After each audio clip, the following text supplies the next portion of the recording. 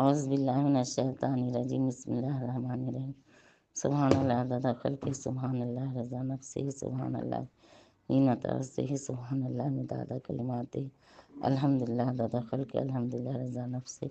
الحمدللہ زینت عرشہ الحمدللہ مداد کلماتہ اللہ اکبر کبیرہ الحمدللہ کثیرہ سبحان اللہ بکرۃ اصیلا الحمدللہ حمدا کثیرا طیبا مبارکا فیہ اللہم علما نافعا رزقا طیبا عملا متقبلا رب اشرح لی صدری ویسر لی امری واحلل عقدۃ من لسانی یفقہوا قولی واجعلنی وزیرا من اہلی رب زدنی علما رب زدنی علما رب زدنی علما رب زدنی علما یا رحم الراحمین رحم الراحمین یا رحم الراحمین یا غفور الرحیم یا غفور الرحیم یا ذو الجلال والاکرام جلال الاکرام صلی اللہ کے نام سے جو نہایت مہربان بہت رحم والا ہے، اللہ قبول فرما۔ صلی اللہ علیہ وسلم تسلیما کثیرا کثیرا برحمتک یا ارحم الراحمین۔ 11واں پارہ ترجمہ شروع کرتی ہوں۔ اللہ کے نام سے جو نہایت مہربان بہت رحم والا ہے۔ یہ لوگ تمہارے سب کے سامنے عذر پیش کریں گے جب تم ان کے پاس واپس جاؤ گے، سو اے محمد صلی اللہ علیہ وسلم آپ سب کی طرف سے صاف کہہ دیجئے کہ یہ عذر پیش مت کرو، ہم کبھی تم کو سچا نہ سمجھیں گے۔ اللہ تعالیٰ ہم کو تمہاری واقعی حالت کی خبر دے چکے ہیں، اور آئندہ بھی اللہ تعالیٰ اور اس کا رسول تمہاری کارگزاری دیکھ لیں گے، پھر ایسے کے پاس لوٹائے جاؤ گے جو پوشیدہ اور ظاہر سب کا جاننے والا ہے، پھر وہ تم کو بتلا دے گا جو کچھ تم کرتے تھے۔ ہاں وہ اب تمہارے سامنے اللہ کی قسمیں کھا جائیں گے کہ ہم معذور تھے جب تم ان کے پاس واپس جاؤ گے تاکہ تم ان کو ان کی حالت پر چھوڑ دو، تم ان کو ان کی حالت پر چھوڑ دو، وہ لوگ بالکل گندے ہیں اور آخر میں ان کا ٹھکانہ دوزخ کا، یعنی یہودی اور منافق کے بارے میں اللہ تعالیٰ آپ صلی اللہ علیہ وسلم کو اطلاع دے رہے ہیں۔ ان کاموں کے بدلے میں جو کچھ وہ نفاق و خلاف وغیرہ کیا کرتے تھے، اس لیے قسمیں کھائیں گے کہ تم ان سے راضی ہو جاؤ، سو اگر تم ان سے راضی بھی ہو جاؤ تو ان کو کیا نفع، کیونکہ اللہ تعالیٰ تو ایسے صریح لوگوں سے راضی نہیں ہوتا۔ ان منافقین میں جو دیہاتی لوگ ہیں وہ کفر و نفاق میں بہت ہی سخت ہے، اور ان کو ایسا ہونا ہی چاہیے کہ ان کو ان کا احکام کا علم نہ ہو جو اللہ تعالیٰ نے اپنے رسول پر نازل فرمائے، اور اللہ تعالیٰ بڑے علم والے ہیں، بڑی حکمت والے ہیں۔ ان دیہاتیوں میں سے بعض ایسا ہے جو کچھ وہ خرچ کرتا ہے اس کو جرمانہ سمجھتا ہے۔ تم مسلمانوں کے واسطے زمانہ کی گردشوں کا منتظر رہتا ہے، برا وقت انہی منافقین پر پڑنے والا ہے۔ اللہ تعالیٰ سنتے ہیں جانتے ہیں، اور بعض اہل دیہات ایسے بھی ہیں جو اللہ پر قیامت کے دن پر پورا ایمان رکھتے ہیں، جو کچھ خرچ کرتے ہیں اس کو عند اللہ قریب حاصل ہونے کا ذریعہ اور رسول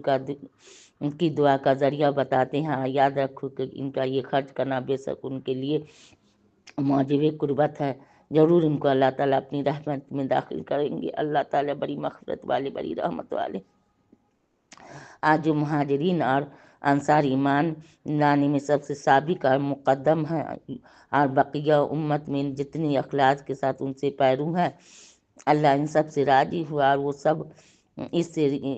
یعنی اللہ سے راضی ہے۔ یہ صحابہ کے بارے میں اللہ تعالیٰ کہنے لگے کہ ہم ان سے راضی ہیں، اللہ سے وہ راضی ہیں، اور ان سے یعنی اللہ تعالیٰ ان کے لیے ایسے باغ مہیا کریں گے جن کے نیچے نہریں جاری ہوں گی، الحمدللہ، جن میں وہ ہمیشہ ہمیشہ رہیں گے، اور یہ بڑی کامیابی ہے، الحمدللہ۔ اور کچھ تمہارے گرد پیش آنے والے دیہاتیوں میں سے کچھ مدینہ والوں سے ایسے منافق ہے کہ نفاق کے حد کمال پر پہنچے ہوئے ہیں کہ آپ بھی ان کو نہیں جانتے کہ یہ منافق ہیں، بس ان کو ہم ہی جانتے ہیں۔ ہم ان کو اور منافقین کو آخرت سے پہلے بھی دوہری سزا دیں گے، اور ایک نفاق کی دوسرے کمال نفاق کی، پھر آخرت میں وہ بڑے بھاری عذاب کی طرف بھیجے جائیں گے۔ اور کچھ اور لوگ ہیں جو اپنی خطا کے مقرر ہوئے، جنہوں نے ملے جلے عمل کیے تھے، کچھ بھلے اور کچھ برے، سو اللہ سے امید ہے کہ ان کے حال پر رحمت کے ساتھ توجہ فرمائیں، یعنی توبہ قبول کرے۔ برا صبح اللہ تعالیٰ بڑی مغفرت والے، بڑی رحمت والے، آپ ان کے مالوں میں سے صدقہ جس کو یہ لاتے ہیں لے لیجئے، جس کے لینے کے ذریعے سے آپ ان کو کنارہ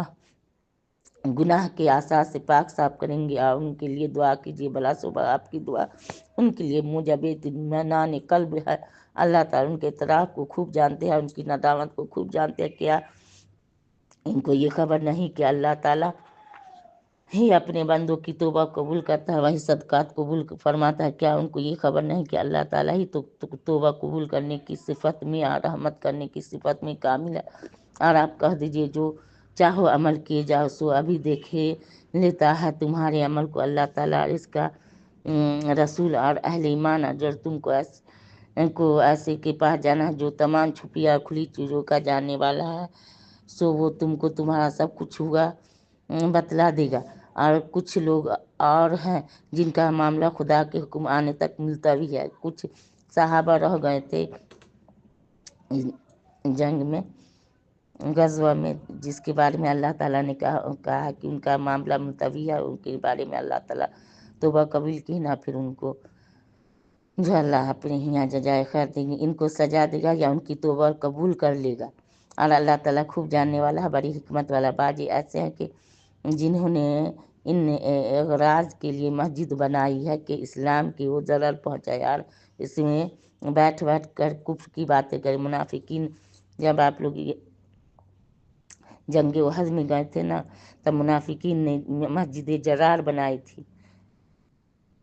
خفیہ طور پر، اور میں اللہ اپنے دل میں کفر کی بات کرتے تھے اور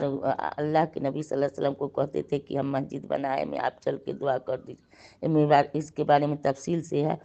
جو انشاءاللہ ہم تفسیر پڑھیں گے تو آپ لوگ کو ایک تفصیل سے بتا دیں گے۔ میں تفریق ڈالے اس شخص کے قیام کا سامان کرے جو اس سے قبل خدا رسول کا مخالف ہے، اور قسم کھا جائیں گے کہ بخبر بھلائی کہ ہمارے اور کچھ نیت نہیں، اور اللہ گواہ ہے کہ بالکل جھوٹے ہیں۔ آپ اس میں کبھی نماز کے لیے کھڑے نہ ہو، البتہ جس مسجد کی بنیاد اول دن سے تقویٰ پر رکھی گئی ہے، اور مسجد قباء واقعی اس لائق ہے کہ آپ اس میں نماز کے لیے کھڑے ہوں گے۔ اس میں ایسے آدمی ہیں وہ خوب پاک ہونے کو پسند کرتے ہیں، اللہ تعالیٰ خوب پاک ہونے والوں کو پسند کرتا ہے۔ پھر آیا اس شخص سے بہتر ہے جس نے اپنی عمارت یعنی مسجد کی بنیاد خدا سے ڈرنے پر خدا کی خوشنودی پر رکھے، یا وہ شخص کہ جس نے اپنی عمارت کی بنیاد کسی گھاٹی یعنی غار سے کنارہ پر جو کہ گرنے ہی کو ہے رکھی، پورے عمارت سے بانی کو لے کر آتے سے دوزخ میں گر پڑے۔ اللہ تعالیٰ ایسے ظالم کو دین کی سمجھ نہیں دیتا۔ ان کی یہ عمارت جو انہوں نے بنائی ہمیشہ ان کے دلوں میں کانٹا سا کھٹکتی رہے گی، ہاں مگر ان کے اور وہ دل ہی اگر فنا ہو جائیں تو خیر، اللہ تعالیٰ بڑے علم والے، بڑی حکمت والے۔ بلا صبح اللہ تعالیٰ نے مسلمانوں سے ان کے جانوں ان کے مالوں کو اس بات کے عوض خرید لیا کہ ان کو جنت ملے گی، اور وہ لوگ اللہ کی راہ میں لڑتے ہیں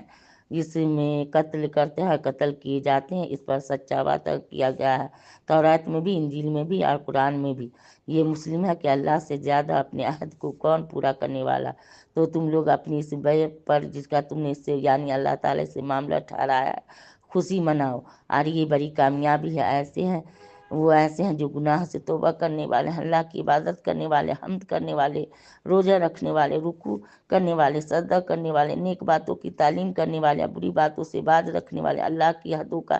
یعنی اس کے احکام کا خیال رکھنے والے ہیں۔ ایسے مومنین کو جن میں جہاد اور یہ صفات ہیں آپ خوشخبری سنا دیجیے پیغمبر کو اور دوسرے مسلمانوں کو جائز نہیں کہ مشرکین کے لیے مغفرت کی دعا مانگے، اگرچہ وہ رشتہ دار ہی کیوں نہ ہو،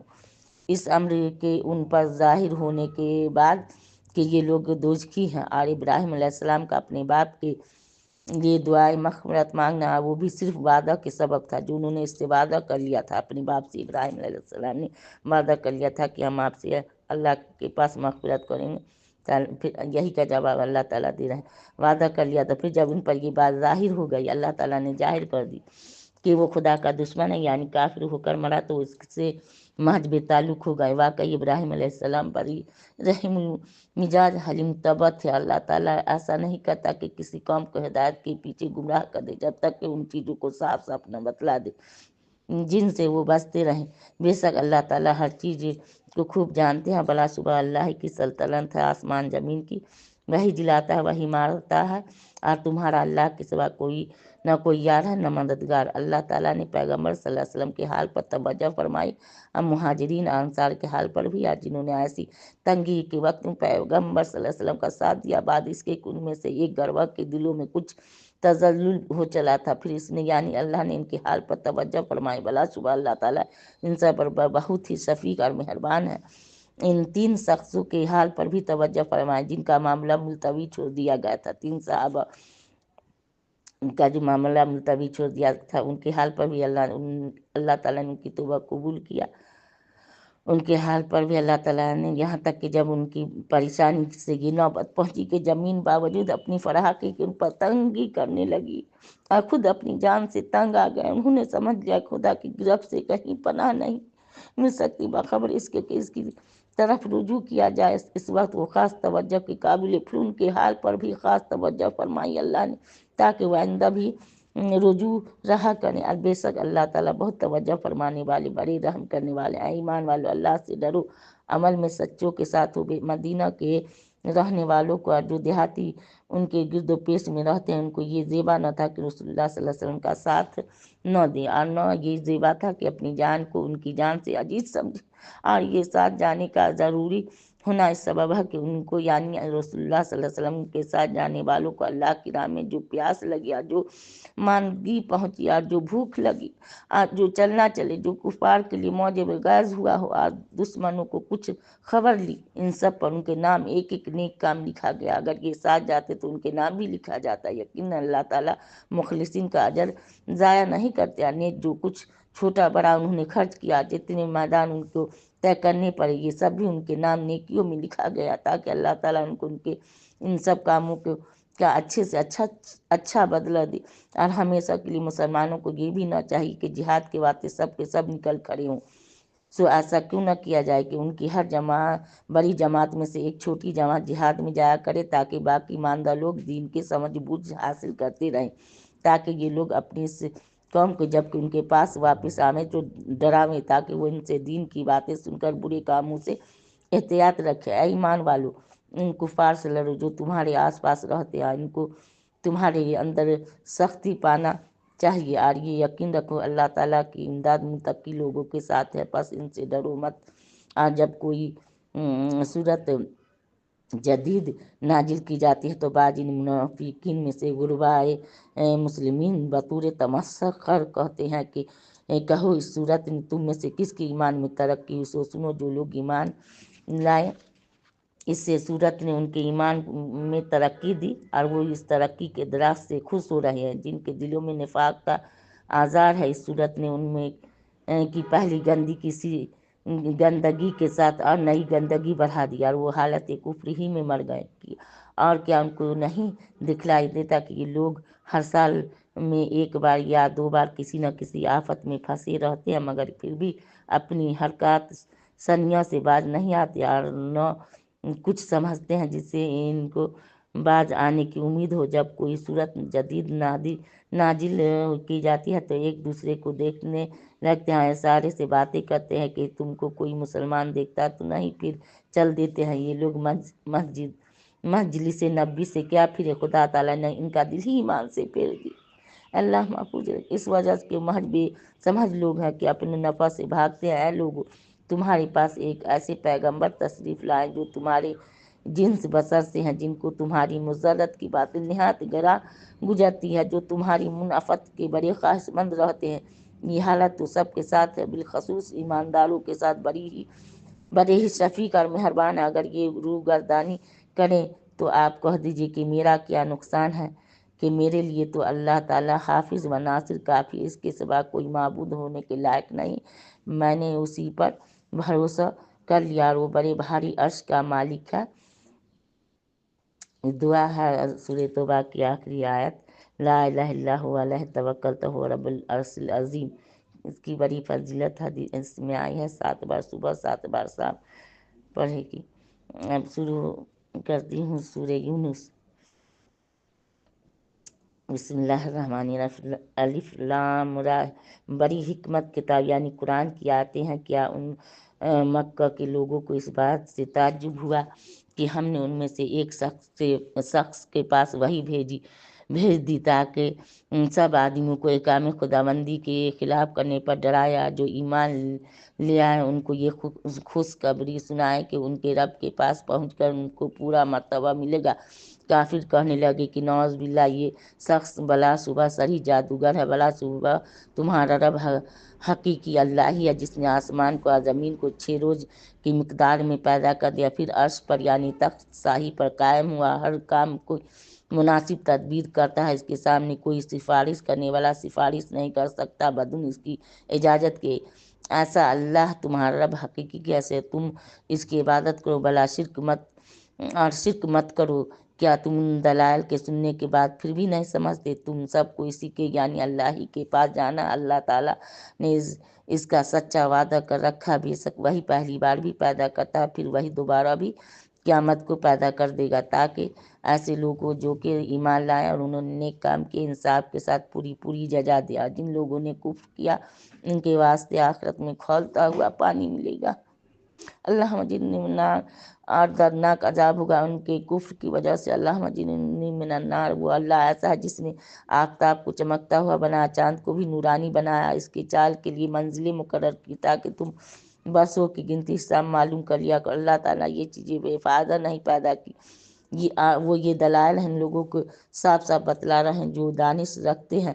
بلا صبح رات اور دن کے یکے بعد دیگرے آنے میں اللہ تعالیٰ نے جو کچھ آسمان زمین میں پیدا کیا ان سب میں ان لوگوں کے واسطے توحید دلائل ہیں جو ڈر مانتے ہیں۔ جن لوگوں کو ہمارے پاس آنے کا کھٹکا نہیں، وہ دنیوی زندگی پر راضی ہو گئے ہیں، آخرت کے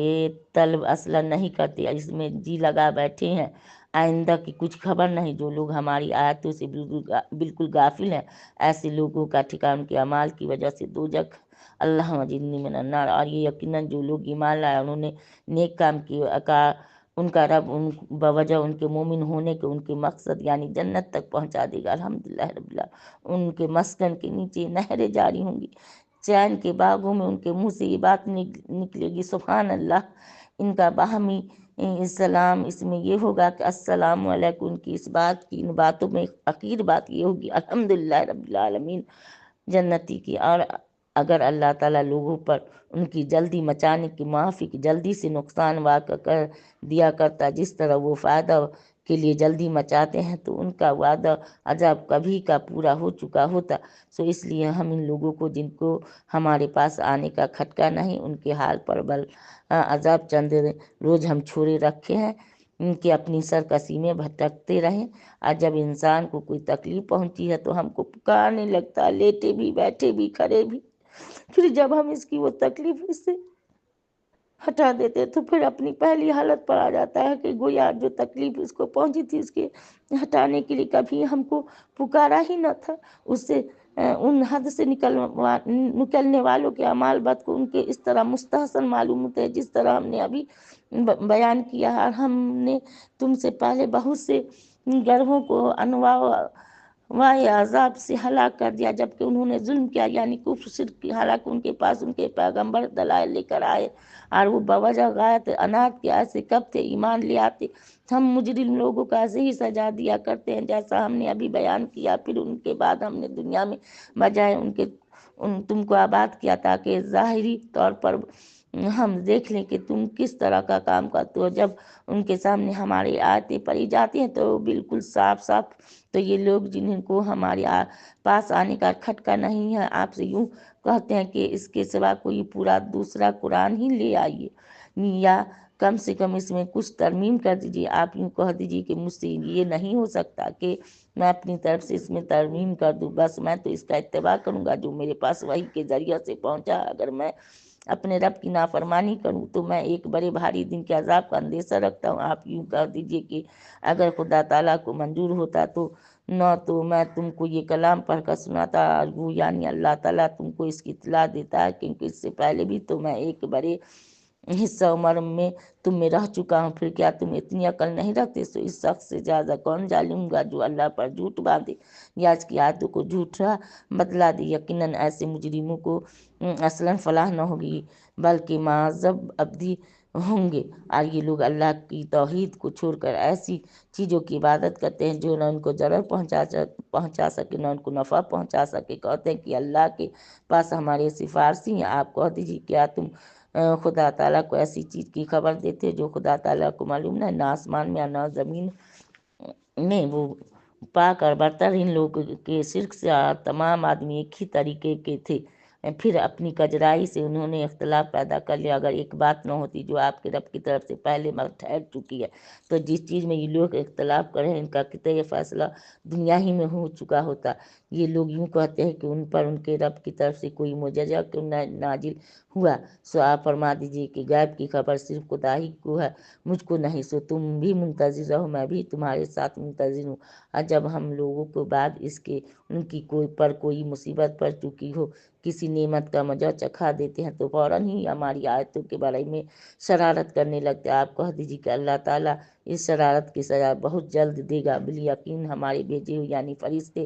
تمہاری سب شرارتوں کو لکھ رہے ہیں۔ وہ اللہ ایسا ہے کہ تم کو خشکیہ دریا میں لیے پھرتا ہے، یہاں تک کہ بعض اوقات جب تم کشتی میں سوار ہوتے ہو اور وہ کشتیاں لوگوں کو موافق ہوا کے ذریعے سے لے کر چلتی ہیں، وہ لوگ ان کی رفتار سے خوش ہوتے ہیں۔ اس حالت میں دفعتاً ان پر ایک جھونکا مخالف ہوا کا آتا ہے، ہر طرف سے ان پر موجیں اٹھی چلی آتی ہیں، وہ سمجھتے ہیں کہ بڑے آ گھرے۔ اس وقت سب خاص اعتقاد کر کے اللہ ہی کو پکارنے لگتے ہیں کہ اللہ اگر آپ ہم کو اس مصیبت سے بچا لے تو ہم ضرور حق شناس محدث بن جائیں۔ پھر جب اللہ تعالیٰ ان کی اس مہلکہ سے بچا لیتا تو فوراً ہی وہ اعتراف و قطار زمین میں ناحق سرکشی کرنے لگتے ہیں۔ اے لوگو سن لو، یہ تمہاری سرکشی تمہارے لیے وبال جان ہونے والی ہے۔ ایسی دنیوی زندگی میں چندے اس سے حظ اٹھا رہے ہیں، پھر ہمارے پاس تم سب کو آنا، پھر ہم سب تمہارا کیا ہوا تم کو جتلا دیں گے اور اس کی سزا دیں گے۔ بس دنیوی زندگی کی حالت تو ایسی ہے جیسے ہم نے آسمان سے پانی برسا ہے، پھر پانی سے زمین کے نباتات جن کو آدمی یا چوپائے کھاتے ہیں خوب گنجان ہو کر نکلی، یہاں تک کہ جب وہ زمین اپنی رونق کا پورا حصہ لے چکی، اس کی خوب زیبائش ہو گئی، اس کے مالکوں نے سمجھ لیا کہ اب ہم اس پر بالکل قابض ہو چکے تھے۔ ایسی حالت میں دن میں یا رات میں اس پر ہماری طرف سے کوئی حادثہ آ پڑا، جیسے پالا یا خوشی یا کچھ، تو ہم نے اس کو ایسا صاف کر دیا کہ بالکل وہ یہاں موجود ہی نہ تھی۔ ہم اسی طرح آیات کو صاف صاف بیان کرتے ہیں ایسے لوگوں کے لیے جو جیتے ہیں، جو سوچتے ہیں، اور اللہ تعالیٰ دارالبقا کی طرف تم کو بلاتا ہے، جس کو چاہتا ہے راہ راست پر چلنے کی توفیق دے دیتا ہے۔ جن لوگوں نے نیکی کی ہے ان کے واسطے خوبی جنت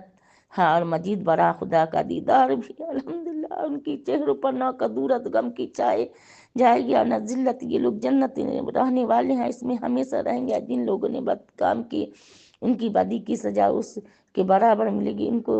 ذلت چھا لے گی۔ اللہ جنہیں منانا ان کو اللہ کے عذاب سے نہ کوئی بچا سکے گا، اور ان کے چہروں کی کدورت کی ایسی حالت ہوگی کہ گویا ان کے چہروں پر اندھیری رات کی پرت لپیٹ دیے گئے۔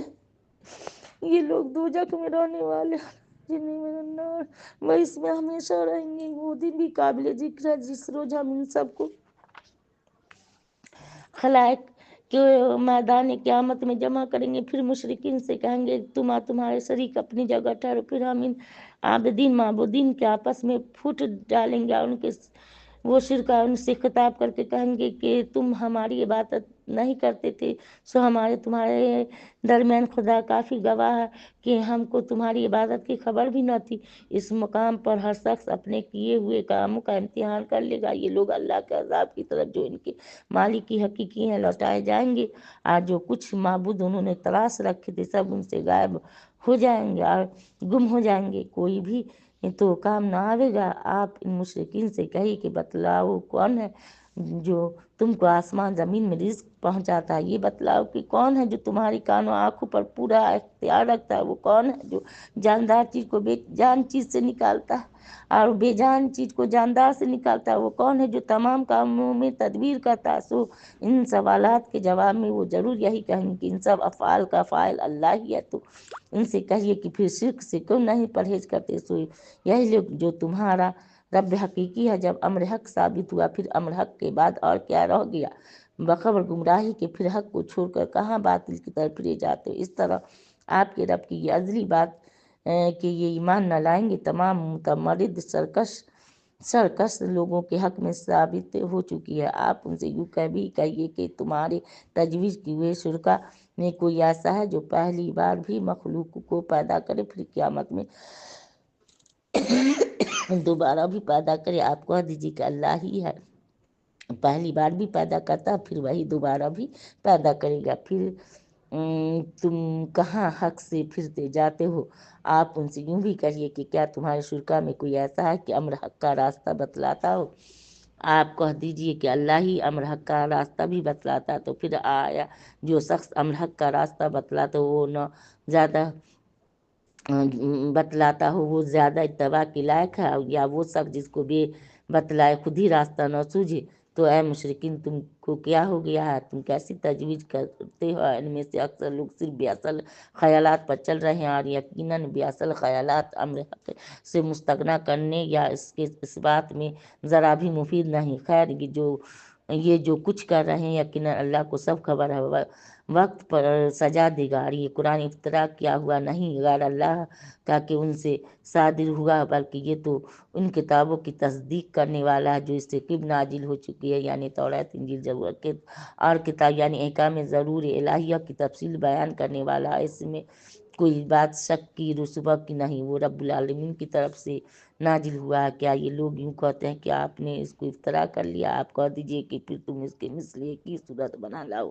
اکیلے ہی نہیں بلکہ جن جن غیر اللہ کو بلا سکو ان کی مدد کے لیے بلا لو، اگر تم سچے ہو، بلکہ ایسی چیز کی تکذیب کرنے لگے جس کے یعنی ان کے صحیح مستقیم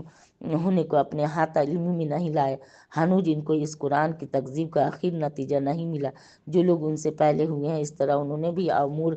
حق کو جھٹلایا تھا، سو دیکھ لیجئے ان ظالم کا انجام کیسا ہوگا۔ اسی طرح ان کا ہوگا، ان میں سے بعض ایسے ہیں جو اس قرآن پر ایمان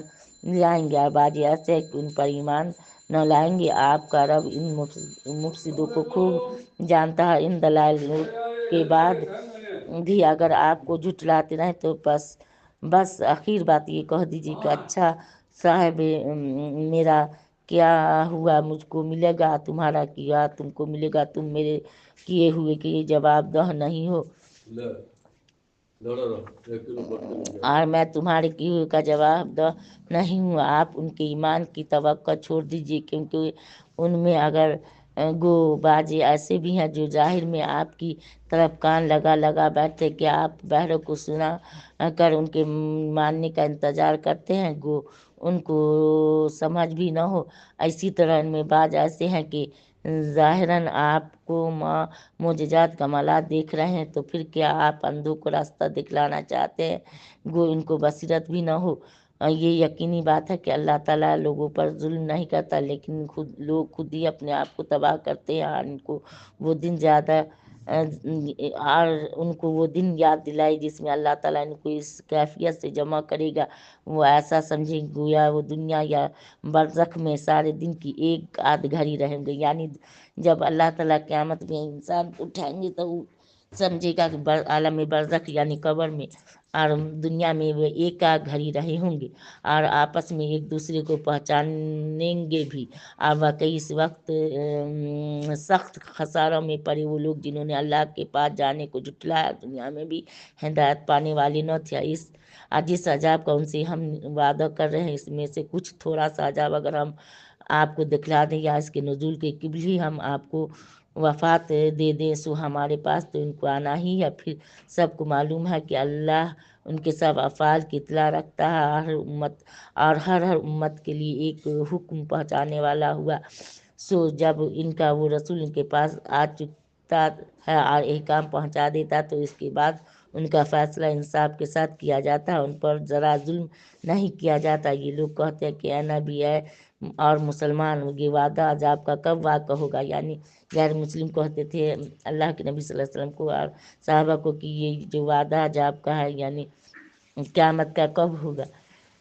اگر تم سچے ہو تو واقع کیوں نہیں کرا دیتی؟ آپ فرما دیجیے کہ میں خود اپنی ذات خاص کے لیے تو کسی نفع کا حاصل کرنے کا یا کسی ضرر کا دفع کرنے کا اختیار رکھتا ہی نہیں، مگر جتنا اختیار خدا کو منظور ہو۔ ہر امت کے عذاب کے لیے اللہ کے نزدیک ایک معین وقت ہے، سو جب ان کا وہ معین وقت آ پہنچتا ہے تو اس وقت ایک ساتھ نہ پیچھے ہٹتے ہیں نہ اس کے آگے سرک سکتے ہیں۔ آپ اس کے متعلق فرما دیجیے، یہ تو بتلاؤ اگر تم پر اس کا یعنی خدا کا عذاب رات کو آپ پر یا دن کو، تو یہ بتلاؤ کہ اس عذاب میں کون چیز ایسی ہے جو مجرم لوگ اس کو جلدی مانگ رہے ہیں؟ کیا پھر جب وہ موعود آ ہی پڑے گا تو اس وقت اس کی تصدیق کرو گے؟ ہاں اب مانا، حالانکہ پہلے تم بصد تکذیب اس کی جلدی مچایا کرتے تھے۔ پھر ظالم کو یعنی مشرکوں سے کہا جائے گا کہ ہمیشہ کا عذاب چکھو، تم کو تمہارے ہی کیے ہوئے کا بدلہ ملا۔ وہ غایت تعجب و انکار آپ سے یہ دریافت کرتے ہیں کہ کیا وہ عذاب واقعی امر ہے؟ آپ فرما دیجیے کہ ہاں، قسم ہے میرے رب کی، واقعی امر ہے، اور تم کسی طرح اسے یعنی خدا کو عاجز نہیں کر سکتے کہ وہ عذاب دینا چاہے تم بچ جاؤ۔ اگر ہر مشرک شخص کے پاس اتنا مال ہو کہ ساری زمین بھر جاوے تب بھی اس کو دے کر اپنی جان بچا لے لگے، جب عذاب دیکھیں گے تو مزید فضیحت کے خوف سے پشیمانی کو اپنے دل ہی میں پوشیدہ رکھیں گے۔ ان کا فیصلہ انصاف کے ساتھ ہوگا، ان پر ذرا ظلم نہ ہوگا۔ یاد رکھو، جتنی چیزیں آسمان میں یا زمین میں سب اللہ ہی کی ملک ہے۔ یاد رکھو، اللہ کا وعدہ سچا ہے، پس قیامت ضرور آئے گی، لیکن بہت سے آدمی یقین ہی نہیں کرتے۔ وہی جان ڈالتا ہے، وہی جان نکالتا ہے، اور تم سب اسی کے پاس لائے جاؤ گے، حساب کتاب ہوگا۔ اے لوگو، تمہارے پاس تمہارے رب کی طرف سے ایک ایسی چیز آئی ہے جو برے کاموں سے روکنے کے لیے نصیحت ہے، دلوں میں جو برے کاموں سے روگ ہو جاتے ہیں ان کے لیے شفا ہے، رہنمائی کرنے والی یعنی قرآن سے، اور رحمت ہے، ذریعہ ثواب ہے۔ یہ سب برکات ایمان والوں کے لیے ہیں۔ آپ ان سے کہہ دیجیے کہ جب قرآن ایسی چیز ہے، بس لوگوں کو خدا کے انعام اور رحمت پر خوش ہونا چاہیے۔ وہ اس دنیا سے بدرجے جہاں بہتر ہے جس کو وہ جمع کر رہے ہیں۔ آپ ان سے کہہ دیجیے کہ یہ تو بتلاؤ اللہ تعالیٰ نے تمہارے انتفاع کے لیے جو کچھ رزق بھیجا تھا، پھر تم نے اپنی گھرت سے اس کا کچھ حصہ حرام اور کچھ حلال قرار دے لیا۔ آپ ان سے پوچھیے کہ کیا تم خدا نے حکم دیا یا محض اللہ پر اپنی طرف سے افترا کرتے ہو؟ جو لوگ اللہ پر جھوٹ افطرا باندھتے ہیں، ان کا قیامت کی نسبت کیا گمان ہے؟ واقعی لوگوں پر اللہ کا بڑا فضل ہے، لیکن اکثر آدمی ان میں سے بے قدر ہیں، ورنہ توبہ کر لیتے۔ اور آپ خواہ کسی حال میں ہو، من جملہ ان احوال کے آپ کہیں سے قرآن پڑھتے ہو، اگر اور اسی طرح وہ لوگ بھی جتنے ہوں، تم جو کام بھی کرتے ہو ہم کو سب کی خبر رہتی ہے۔ جب تم اس کام کو کرنا شروع کرتے ہو اور آپ کے رب کے علم سے کوئی چیز ذرہ برابر بھی غائب نہیں، نہ زمین میں نہ آسمان میں، بلکہ سب اس کے علم میں حاضر ہے، اور کوئی چیز اس مقدار مذکور سے چھوٹی نہ کوئی چیز اس سے بڑی، مگر یہ سب بوجہ احاطہ علم الہی کی کتاب مبین یعنی لوح محفوظ میں مرقوم ہے۔ یاد رکھو، اللہ کے دوستوں پر نہ کوئی اندیشہ ناک واقعہ پڑنے والا ہے، نہ وہ کسی مطلوب کے فوت ہونے پر مغموم ہوتے۔ وہ اللہ کے دوست ہیں، وہ جو ایمان لایا، معاصی سے پرہیز رکھتے ہیں یعنی گناہ سے، ان کے لیے دنیوی زندگی میں بھی آخرت میں بھی من جانب اللہ خوف و حزن سے بچنے کی خوشخبری ہے، اور اللہ کی باتوں میں یعنی وعدوں میں کچھ فرق ہوا ہی نہیں کرتا۔ یہ بشارت مذکور ہوئی بڑی کامیابی ہے، آپ کو ان کی باتیں غم میں نہ ڈالے۔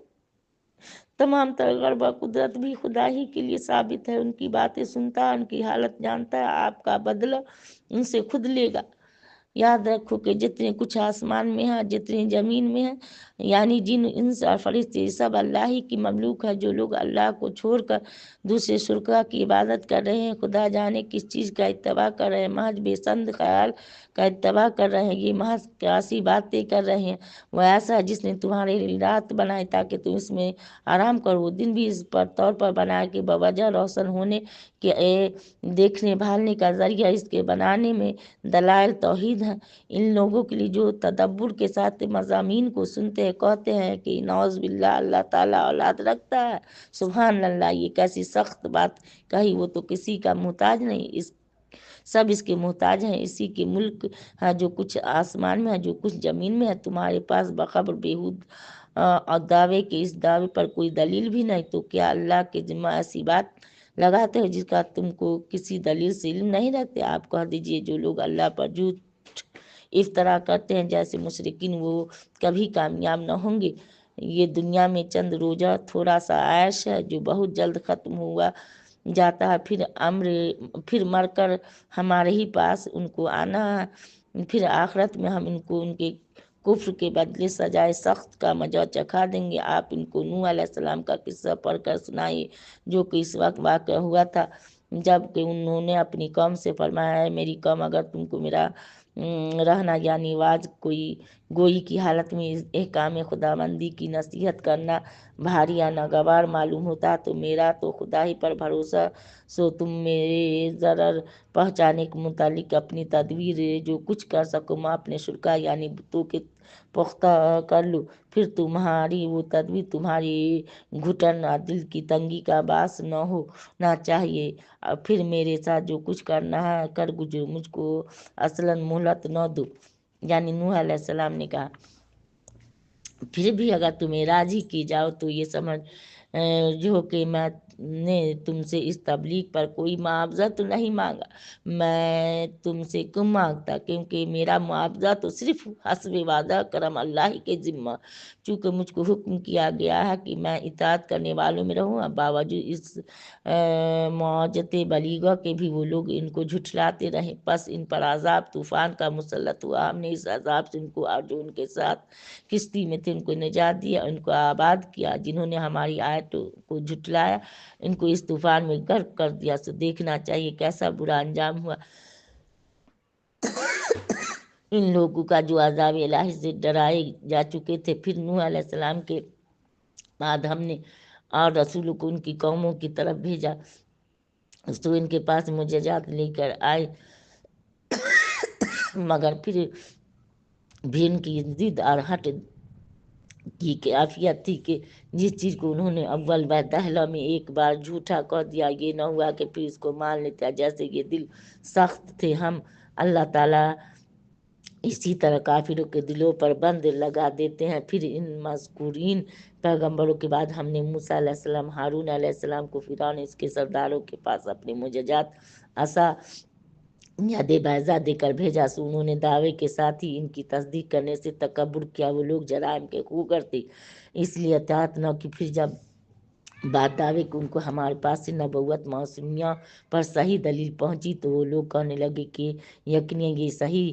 صریح جادو ہے۔ موسیٰ علیہ السلام نے فرمایا کیا تم اس صحیح دلیل کی نسبت جبکہ وہ تمہارے پاس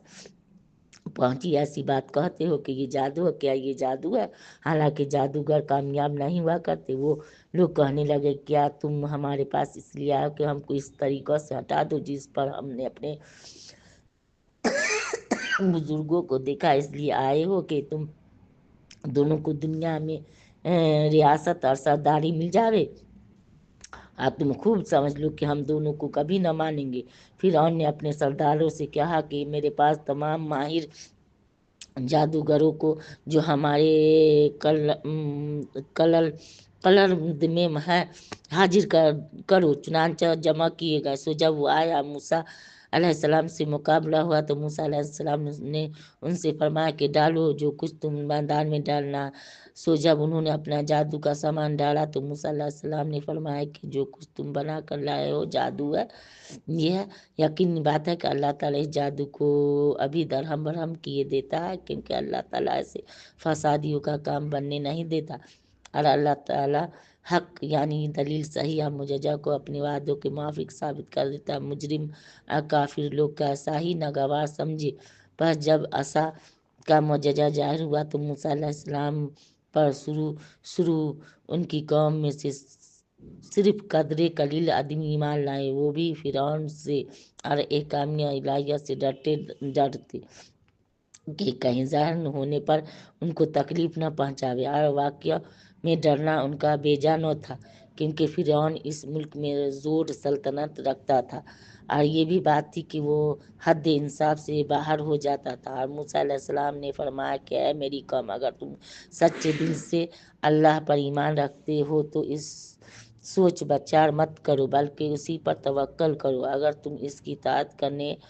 والے ہو۔ انہوں نے جواب میں عرض کیا کہ ہم نے اللہ ہی پر توکل کیا، ہمارے پروردگار ہم کو ان ظالم لوگوں کا تخت مشق نہ بنا،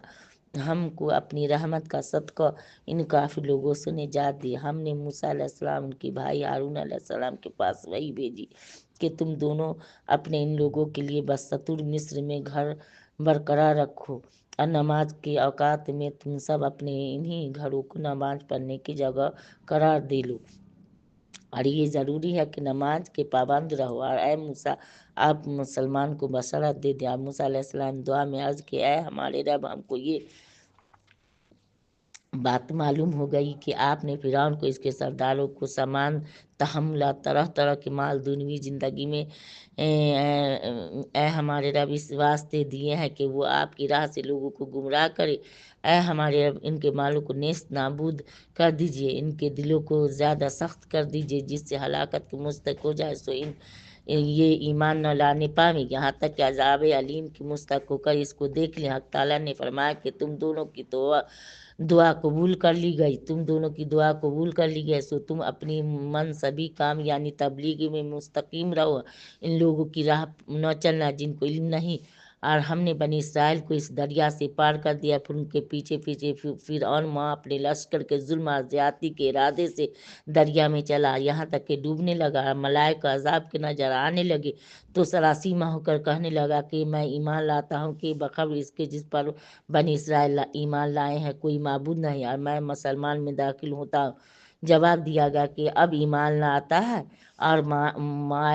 معائنہ عذاب سے پہلے سرکشی کرتا رہا اور مفسدوں میں داخل رہا، اب نجات چاہتا ہے، سو نجات مطلوبہ کے بجائے آج ہم تیرے بدن یعنی تیری لاش کو پانی میں تہ نسی ہونے سے نجات دیں گے تاکہ تو ان کے لیے نشان عبرت ہو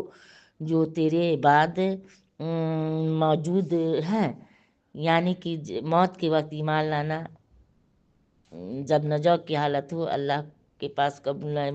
موت سے پہلے بھی توبہ کر لے انسان اپنے گناہ کی یا کفر سے، تب اللہ تعالیٰ قبول کرے، لیکن موت کی سختی جب دیکھ کے مشرک اللہ ہر مشرک کی جان جب نکلا تب وہ اللہ کے اوپر ایمان لا، لیکن وہ توبہ قبول نہ ہو۔ بعد موجود پانی میں تہ نسی ہونے سے نجات دیں گے تاکہ تو ان کی نشان عبرت ہو جو تیرے بعد موجود ہیں، اور حقیقت یہ پھر بھی بہت سے آدمی ہماری ایسی نشانیاں سے یعنی عبرتوں سے غافل ہیں، یعنی ایسی نشانی اللہ کی سب دیکھو اور پھر بھی غافل، آپ مخالفت احکام الہی سے نہیں ڈرتے۔ اور ہم نے فرعون غرق کے بعد بنی اسرائیل کو بہت اچھا ٹھکانہ رہنے کو دیا، ہم نے ان کو نفیس چیزیں جن میں عیون وغیرہ سے کھانے دی، کوئی مختلف قسم کا کھانا تھا جس کا نام ہے یہ جنات عیون وغیرہ سے کھانے دیے، سو انہوں نے جہل کی وجہ سے اختلاف نہیں کیا یہاں تک کہ ان کے پاس احکام کا علم پہنچ گیا، یعنی یہ بات ہے کہ آپ کا رب ان اختلاف کرنے والوں کے درمیان قیامت کے دن ان امور میں فیصلہ عملی کر دے گا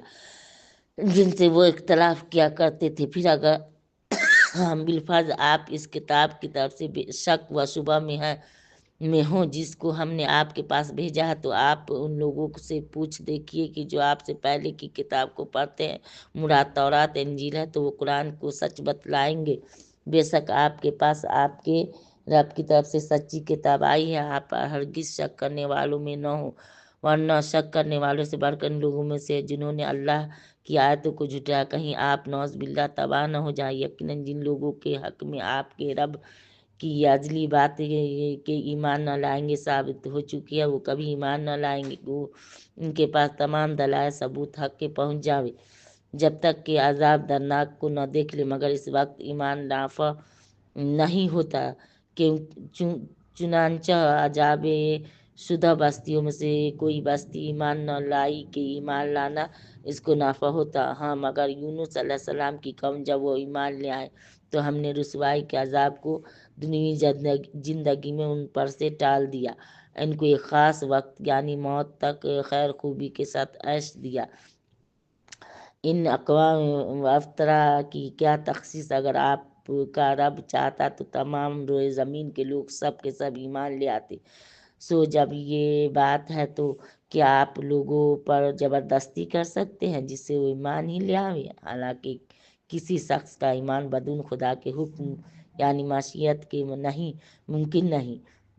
اور وہ یعنی اللہ تعالیٰ بے عقل لوگوں پر کفر کی گندگی واقع کر دیتا ہے۔ آپ کہہ دیجیے کہ تم غور کرو اور دیکھو کہ کیا کیا چیزیں ہیں آسمان زمین میں، اور جو لوگ اناد ایمان نہیں لاتے ان کو دلائل دھمکیاں کا کچھ فائدہ نہیں پہنچاتی۔ یہ بیان ہوا ان کے اناد کا، سو وہ لوگ بدلالت حال سے صرف ان لوگوں سے واقعات کا انتظار کریں جو ان سے پہلے گزر چکے ہیں۔ آپ فرما دیجیے کہ اچھا تو تم تو اس کے انتظار میں رہو، میں بھی تمہارے ساتھ انتظار کرنے والوں ہوں۔ پھر ہم اس عذاب سے اپنے پیغمبروں کو ایمان والوں کو بچا لیتے تھے جس طرح ان مومنین کو ہم نے نجات دی تھی، ہم اسی طرح سب ایمان والوں کو نجات دیا کرتے ہیں۔ یہ حسب وعدہ ہمارے ذمہ ہے۔ آپ کہہ دیجیے کہ اے لوگو، اگر تم میرے دین کی طرف سے شک اور تردد میں ہو تو میں ان معبودوں کی عبادت نہیں کرتا جن کی تم خدا کو چھوڑ کر عبادت کرتے، لیکن ہاں اس معبود کی عبادت کرتا جو تم یعنی تمہاری جان کو قبض کرتا ہے۔ مجھ کو من جانب اللہ یہ حکم ہے کہ میں ایمان لانے والوں میں سے ہوں، یہ کہ اپنے آپ کو اس دین مذکور توحید خالص کی طرف اس طرح متوجہ رکھنا کہ اور سب طریقوں سے علیحدہ ہو جاؤ، اور مجھ کو یہ حکم ہوا کہ کبھی مشرک مت بننا، اور یہ حکم ہوا کہ خدا کی توحید کو چھوڑ کر ایسی چیز کی عبادت مت کرنا جو تجھ کو نہ عبادت کرنے کی حالت میں کوئی نفع پہنچا سکے نہ ترک کی عبادت کی حالت میں کوئی ضرر پہنچا سکے۔ پھر اگر بالفرض تم نے ایسا کیا یعنی غیر خدا کی عبادت کی تو تم اس حالت میں اللہ کا حق ضائع کرنے والوں سے ہو جاؤ گے۔ مجھ سے یہ کہا گیا ہے کہ اگر تم کو اللہ تعالیٰ کوئی تکلیف پہنچاتے تو خبر اس کی اور کوئی اس کا دور کرنے والا نہیں، اور اگر وہ تم کو کوئی راحت پہنچانا چاہے تو اس کے فضل کا کوئی ہٹانے والا نہیں، بلکہ وہ اپنا فضل اپنے بندوں میں سے جس پر چاہے مبذول فرمایا، اور وہ بڑی مغفرت رحمت والے ہیں۔ آپ یہ بھی کہہ دیجئے کہ اے لوگو، تمہارے پاس دین حق تمہارے رب کی طرف سے بدلیل پہنچ چکا ہے، سو اس کے پہنچ جانے کے بعد جو شخص راہ راست پر آ جائے گا سو وہ اپنے نفع کے واسطے راہ راست پر آوے گا، آج جو شخص اب بھی بے راہ رہے گا تو اس کا بے راہ ہونا یعنی اس کا وبال بھی اس پر پڑے گا، اور میں تم پر کچھ بطور ذمہ داری کے مسلط نہیں کیا گیا، آپ اس کا اتباع کرتے رہیے جو کچھ آپ کے پاس وہی بھیجی جاتی ہے، اور ان کفر و ایذا پر صبر کیجیے، ان کے کفر و ایذا پر صبر کیجیے، اب